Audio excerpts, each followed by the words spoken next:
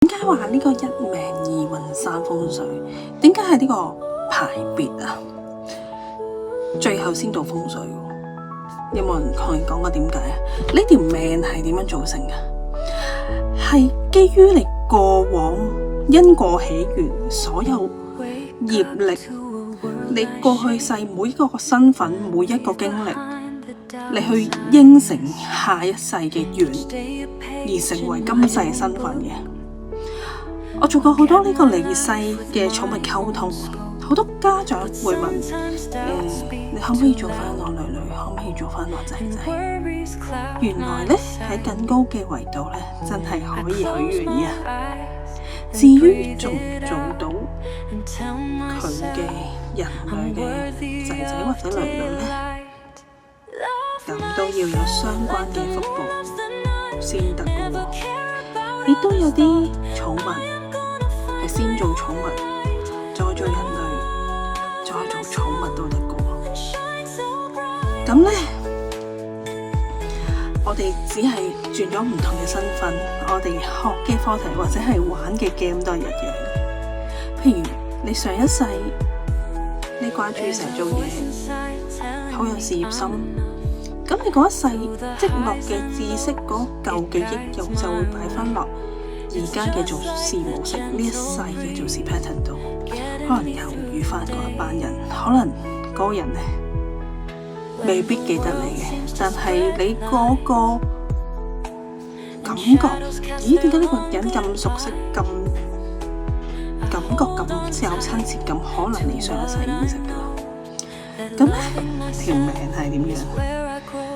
喺我靈魂解讀咁多範疇裏面，事業、愛情、限制信念、一啲身體檢測、一啲自身嘅問題，譬如嬰兒啊，我哋問下我幾時有小朋友啊，或者好多好多唔同人生上面嘅抉擇，我覺得呢樣嘢覺得好好。